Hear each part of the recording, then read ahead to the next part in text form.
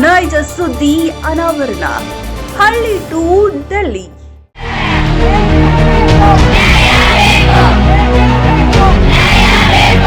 ಸಂಘಟನೆ ಅನ್ನೋದು ಒಂಥರ ಪವರ್ ಇದ್ದಂಗೆ. ಹುಟ್ಟಕ್ ಬಂದ್ರೆ ಕರೆಂಟ್ ಹೊಡಿಸ್ಕೊಳ್ಳೋದು ಸರ್ಕಾರನೇ ಹೊರತು ನಾವಲ್ಲ. ನಮ್ಮನ್ನ ಅನ್ಯಾಯ ಮಾಡೋದ್ರಿಂದ ನಿಮಗೇನು ಒಳ್ಳೇದಾಗಂಗಿಲ್ಲ.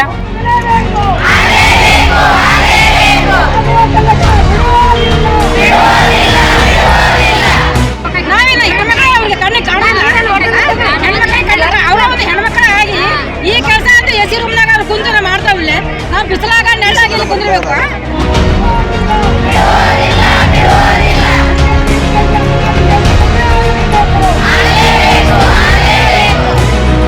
ಈ ಮಾನಸಿಕವಾಗಿ ಕುಗ್ಗಲಾಗಿ ಈ ಸರ್ಕಾರನ ಕಾರಣ ರೀ.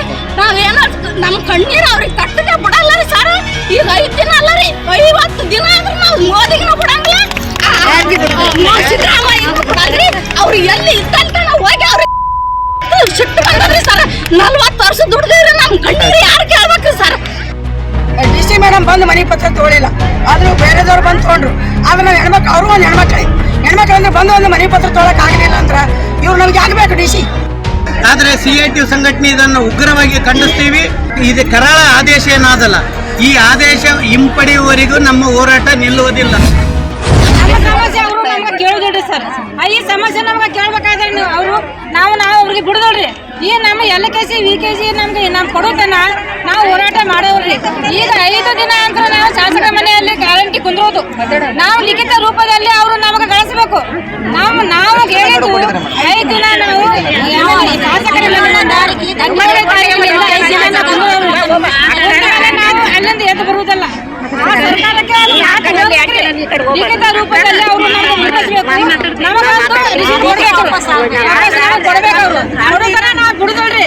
ನಮ್ಮ ಈಗ ಎಲ್ಲ ಎಷ್ಟು ಕಷ್ಟದಿಂದ ನಾವು ಬಂದೀವ್ರಿ, ಅದು ನಮ್ಗೆ ಗೊತ್ತಿರಿ.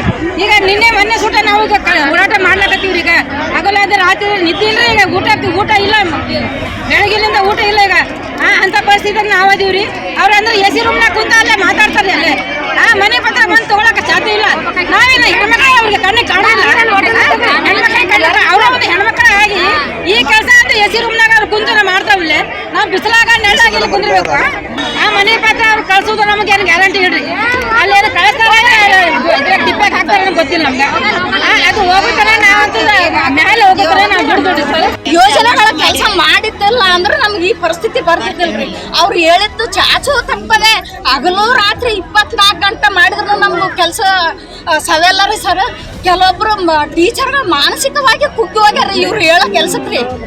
ಮಾನಸಿಕವಾಗಿ ಕುಗ್ಗೋಗಿ ಮಾನಸಿಕದಾಗನೇ ಕೆಲವರು ಸಂಸಾರ ನಿರ್ವಹಿಸಬೇಕ್ರಿ ಸರ್. ಶಾಲೆ ದಿನ ಪೋಷಣ್ ಟ್ರ್ಯಾಕರ್ ಅಂತ ಇದು ಕೇಂದ್ರ ಸರ್ಕಾರದ ಸ್ಕೀಮ್ ರೀ ಸರ್. ಕೇಂದ್ರ ಸರ್ಕಾರನೇ ಅರ್ಧ ಅನುದಾನ ಕಟ್ ಮಾಡ್ಕೊಂತ ಬಂದದ್ರಿ ಸರ್. ಅಷ್ಟಾದ್ರೂ ನಾವು ಅವ್ರದ್ದು ಏನು ಲೆಕ್ಕಿಸ್ಕೊಂಡೆ ಕೆಲಸ ಮಾಡ್ಕೊಂತ ಬಂದೀವಿ. ನಮ್ಗೆ ಮಕ್ಕಳ ಜೊತೆ ಬೆರ್ಲಾಕ್ ಬಿಡ್ಲಾರ್ದಾನೆ ಇನ್ನೊಂದು ಇಲಾಖೆದು ಆ ಸರ್ವೆ ಈ ಸರ್ವೆ ಅಂತ ಮಾಡಿದ್ರು ಸರ್. ಅವೇ ಮಾಡ್ಕೊಂತ ನಮ್ಗೆ ಅದನ್ನೇ ಕೊಟ್ಟಂತ ಬಂದ್ರು ಬರ್ತು ನಮ್ ಕಡೆ ಗಮನ ಕೊಡ್ಲಿಲ್ಲ. ಈಗ ತುಟ್ಟಿ ಬಟ್ಟೆ ಈಗ ಎಲ್ಲಾ ಬೆಲೆ ಏರಿಕೆ ಗಗನಕ್ಕೇರವ್ರಿ ಸರ್. ಇಷ್ಟು ಕಡಿಮೆ ಸಂಬಳದಾಗ ಇಷ್ಟು ಕೆಲಸ ತಗೊಂತೀವಂತ ಈ ಗೌರ್ಮೆಂಟ್ ನಾಚಿಗೆ ಬರ್ಬೇಕ್ರಿ. ಆ ಗೌರ್ಮೆಂಟ್ ಬಿಡ್ಬೇಕ್ರಿ ಸರ್. ಈ ಮಾನಸಿಕವಾಗಿ ಕುಗ್ಗಲಾಗಿ ಈ ಸರ್ಕಾರನ ಕಾರಣ ರೀ. ನಾವೇನೋ ನಮ್ಮ ಕಣ್ಣೀರು ಅವ್ರಿಗೆ ಕಟ್ಟದೆ ಬಿಡಲ್ಲ ರೀ ಸರ್. ಈಗ 5 ದಿನ ಅಲ್ಲ ರೀ, 50 ದಿನ ಆದ್ರೂ ನಾವು ಮೋದಿಗೂ ಬಿಡಂಗಿಲ್ಲ, ಸಿದ್ದರಾಮಯ್ಯ ಬಿಡಲ್ರಿ. ಅವ್ರು ಎಲ್ಲಿ ಇದ್ದಂತ ನಾವು ಹೋಗಿ ಸಿಟ್ಟು ಬಂದ್ರಿ ಸರ್.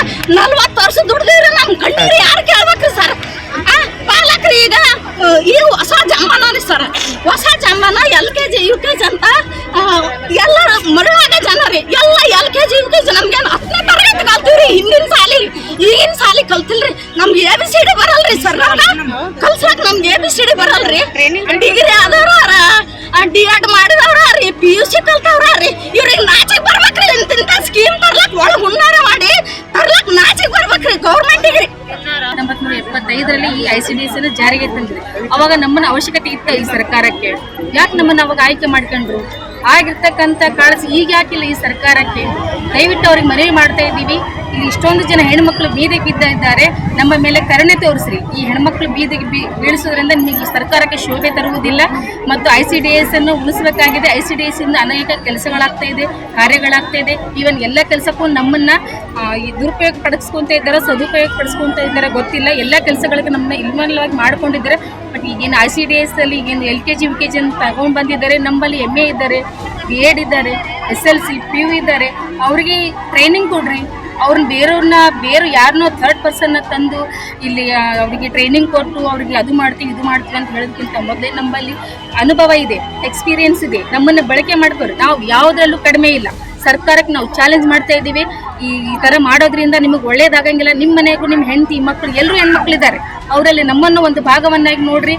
ನಾವು ಯಾವುದೇ ರೀತಿಯ ಸರ್ಕಾರಕ್ಕೆ ಅನ್ಯಾಯ ಮಾಡಿಲ್ಲ. ಯಾವುದೇ ಆಫೀಸರ್ಗಳಿಗೆ ನಾವು ಎದುರಾಗಿಲ್ಲ. ಅವ್ರು ಏನು ಹೇಳ್ತಾರೆ ಅವ್ರ ಕೆಲಸಗಳನ್ನ ನಾವು ಸ್ವ ಇಚ್ಛೆಯಿಂದ ಮಾಡ್ತೀವಿ ಮತ್ತು ಶ್ರದ್ಧೆಯಿಂದ ಮಾಡ್ತೀವಿ.